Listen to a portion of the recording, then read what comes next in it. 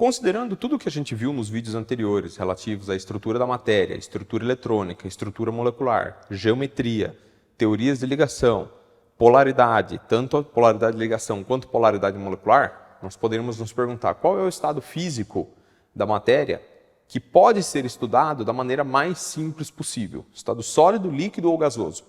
E a resposta, então, é o estado gasoso, vai ser o subjeto do vídeo de hoje, e existe uma razão para isso. No estado gasoso, as partículas estão usualmente a distâncias muito grandes umas das outras, diferentemente do estado líquido e do estado sólido. Nós sabemos que tanto no líquido quanto no sólido, as partículas estão virtualmente encostadas umas das outras, no estado sólido em posições mais ou menos fixas, no estado líquido em posições móveis, porém próximas. Isso faz com que o comportamento seja altamente determinado pela natureza das partículas, se elas são grandes, se elas são pequenas, se elas são polares ou se elas são apolares. Enquanto que no estado gasoso, a grande separação que existe entre essas partículas vai fazer com que os efeitos de tamanho e os efeitos de interação intermoleculares sejam muito menos pronunciados. Isso vai causar uma simplificação na descrição do estado gasoso. Por quê? Porque o estado gasoso passa a ser o comportamento da amostra gasosa passa a ser mais determinado pela quantidade de matéria presente dentro daquele sistema do que necessariamente da identidade da matéria presente dentro daquele sistema. Tudo bem? Então, a gente vai estudar os gases, as suas propriedades, as suas leis empíricas, tendo em vista essa questão do grande afastamento que existe entre as partículas. Então, a gente pode colocar algumas características para o gás aqui. A primeira característica é justamente o grande afastamento das partículas. Percebam que eu não falo moléculas ou átomos, por enquanto. Eu estou falando partículas gasosas. O conceito de molécula e a diferenciação de molécula de átomo, por enquanto, não é relevante. Eu só preciso pensar que existem partículas e que elas estão afastadas bastante umas das outras. Quanto que é esse grande? Quanto que é esse bastante? Milhares ou talvez várias milhares de vezes o seu próprio tamanho. Então é como se você tivesse duas pessoas cuja distância de separação entre elas seja vários quilômetros, ou seja, milhares de vezes o tamanho da própria pessoa. Isso vai fazer com que uma pessoa distante vários quilômetros da outra, a interação entre essas duas partículas, entre essas duas pessoas, vai ser muito pequena, virtualmente nula no limite. Por quê? Porque o afastamento é grande demais comparado com seus próprios tamanhos. O fato do afastamento das partículas gasosas ser muito grande implica em duas coisas.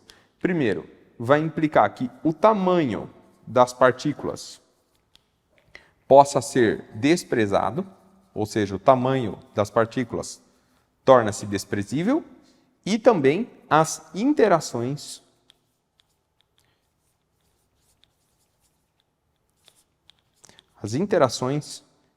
intermoleculares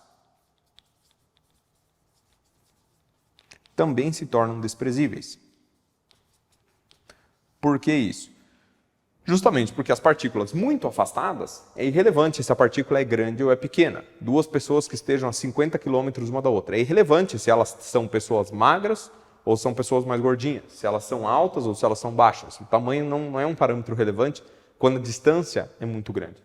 E a interação também se torna desprezível. Por quê? Por mais que exista uma interação que possa ser medida por equações, o valor dessa interação aqui vai ser praticamente zero, comparado com outras coisas que vão interferir no comportamento gasoso.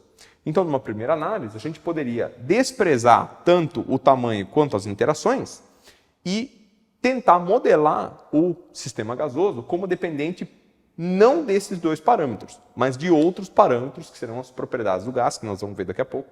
Então, ver quais são os parâmetros que vão influenciar no comportamento daquela amostra gasosa. Num primeiro momento, desprezando isso, se nós vermos que essa aproximação não é válida, nós depois podemos incluir esses dois fatores, certo? Isso depende do nível de refino que nós queremos no nosso modelo.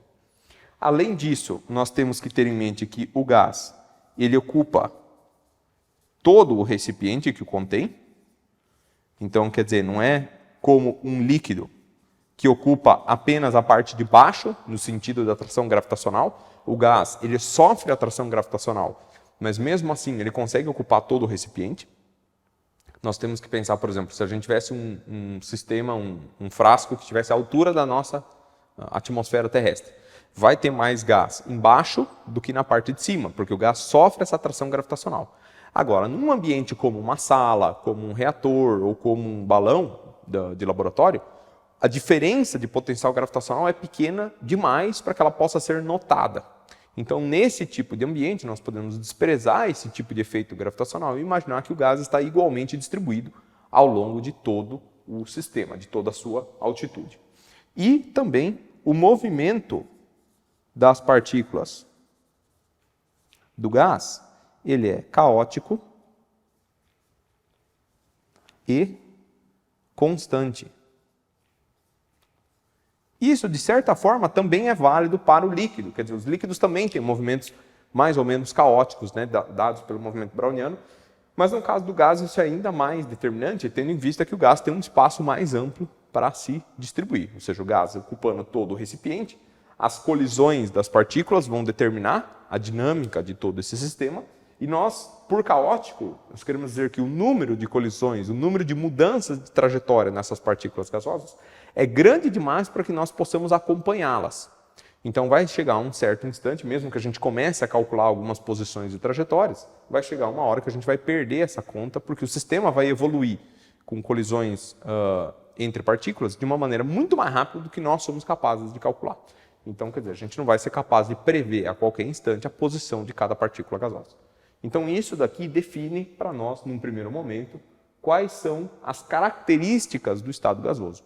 No estado líquido, essas características aqui, essas duas aqui, aliás, essa daqui, movimento caótico, ela é válida, porém o líquido não ocupa o recipiente, e no líquido, tanto o tamanho quanto interações intermoleculares, elas não podem ser desprezadas. Na verdade, são justamente esses dois efeitos que explicam os diferentes pontos de fusão dos líquidos, os diferentes pontos de ebulição, as diferentes solubilidades e assim por diante. Então, para o gás, a gente pode considerar isso aqui, para as outras fases da matéria, não.